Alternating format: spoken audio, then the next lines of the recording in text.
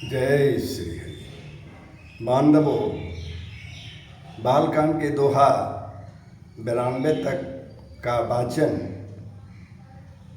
मैंने किया था, जिसमें सभी देवता अपने अपने वाहनों पर सवार होकर शिव जी के बारात में के लिए चल चुके हैं। और तब श्री भगवान विष्णु ने सब दिक्पालों को बुलाकर हंसकर ऐसा कहा, सब लोग अपने अपने दल समेत अलग अलग होकर चलो। अब आगे सुनिए। बड़ अनुहारी बारात न भाई, हंसी करहु पर पुर जाई। विष्णु वचन सुनी सुर मुस्काने, निज निज सेन सहित बिलगाने। हे भाई, हम लोगों की यह बारात बर के योग्य नहीं है, क्या पराए नगर में जाकर हंसी कराओगे? शिव जी की वेशभूषा के देख करके कह रहे हैं। विष्णु भगवान की बात सुनकर देवता मुस्कुराए और वे अपनी अपनी सेना सहित अलग अलग हो गए। मन ही मन महेशु मुस्काही, हरि के बिंगे बचन नहीं जाई। अति प्रिय बचन सुनत प्रिय के रे, भृंगहि फेरी सकल गण टेरे। महादेव जी यह देखकर मन ही मन मुस्कुराते हैं कि श्री भगवान विष्णु के व्यंग वचन जो हैं, जो देवताओं से भगवान विष्णु व्यंग वचन के रूप में कहते हैं, यानी दिलगी हंसी जो करते हैं, नहीं छूटते। अपने प्यारे विष्णु भगवान के इन अति प्रिय वचनों को सुनकर शिव जी ने भी भृंगी को भेजकर अपने सब गणों को बुलवा लिया। शिव अनुशासन सुनी सबाए, प्रभु पद जलज शीस तिन नाए। नाना वाहन नाना बेसा, बिहस शिव समाज निज देखा। शिव जी की आज्ञा सुनते ही सब चले आए और उन्होंने स्वामी के चरण कमलों में सिर नवाया। कौन? शिव जी के गण। तरह तरह की सवारियों और तरह तरह के वेश वाले अपने समाज को देखकर शिव जी हंस पड़े। को मुखहीन विपुल मुख काहू, बिनु पद कर को बहु पद बाहू। विपुल नयन को नयन विहीना, हृष्ट पुष्ट को अति तन खीना। कोई बिना मुख का है, किसी के बहुत से मुख हैं। कोई बिना हाथ पैर का है तो किसी के कई हाथ पैर हैं। किसी के बहुत सी आंखें हैं तो किसी के एक भी आंख नहीं है। कोई बहुत मोटा ताजा है तो कोई बहुत ही दुबला पतला है। शिव जी के गण के बारे में बोल रहे हैं। तन खिन को अति पिन पावन, को अपावन गति धरे। भूषण कराल कपाल कर, सब सद सोनित तन भरे। खरस्वान सुअर श्रीकाल, मुख गण वेश अगणित को गणे।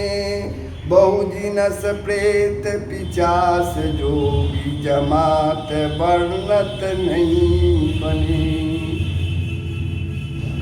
कोई बहुत दुबला तो कोई बहुत मोटा, कोई पवित्र कोई अपवित्र वेश धारण किए हुए है। भयंकर गहने पहने, हाथ में कपाल लिए और सब के सब शरीर में ताजा खून लपेटे हुए हैं।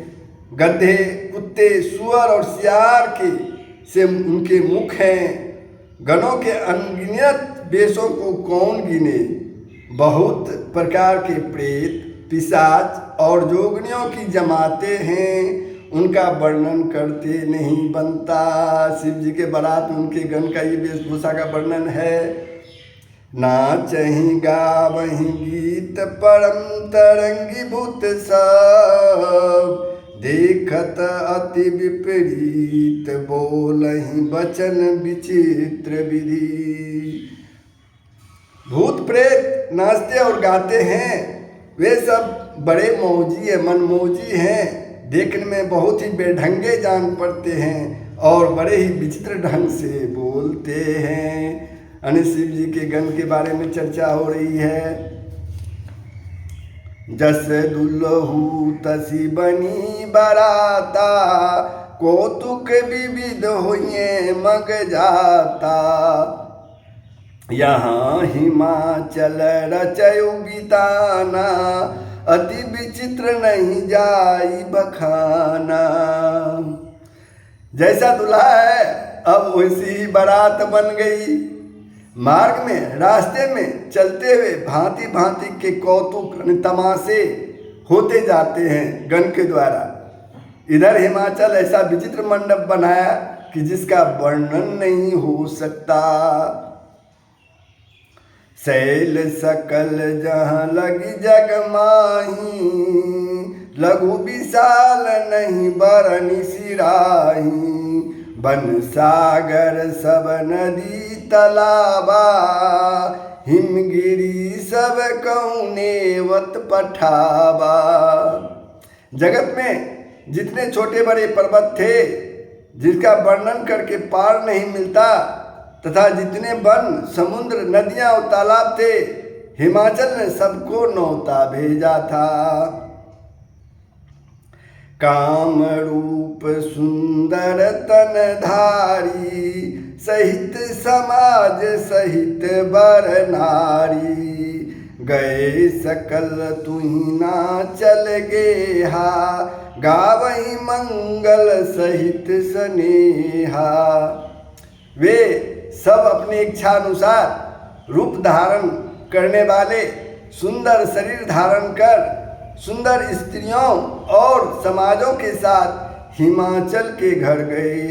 सभी स्नेह सहित मंगल गीत गाते हैं। प्रथम ही गिरी बहुगी संवराए, जथा जोगु तह तह सब छाए। पुरशोभा अवलोकी सुहाई, लागई लघु बिरंचिन पुनाई। हिमाचल ने पहले से ही बहुत से घर सजवा रखे थे। यथायोग उन स्थानों में सब लोगों को ठहरा दिए गए।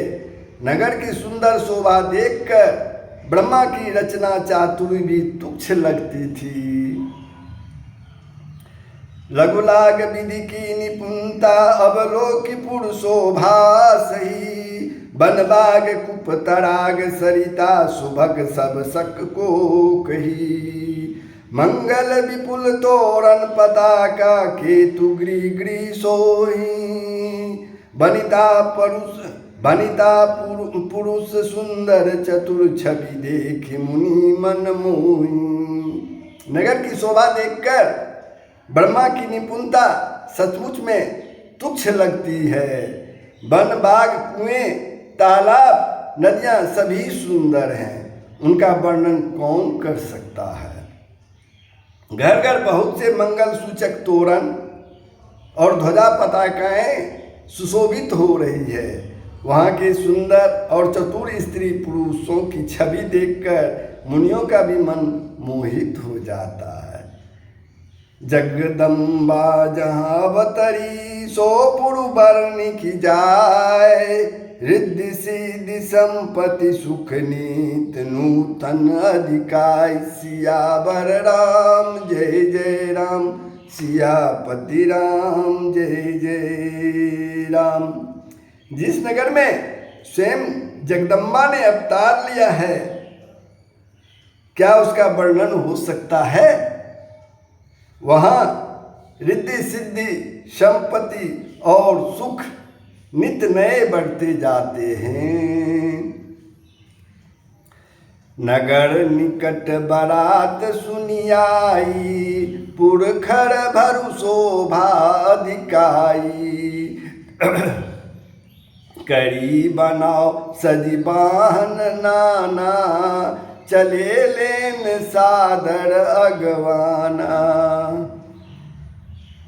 बारात को नगर के निकट आई सुनकर, बारात को नगर के निकट आई सुनकर नगर में चहल पहल मच गई, जिससे उसकी शोभा और भी बढ़ गई। अगवानी करने वाले लोग बनाव श्रृंगार करके तथा नाना प्रकार की सवारियों को सजाकर आदर सहित बारात को लेने चले। हर से सुरसेन निहारी, हरहि देखि अति भय सुखारी। शिव समाज सब देखन लागे, बिडरी चले बाहन सब भागे।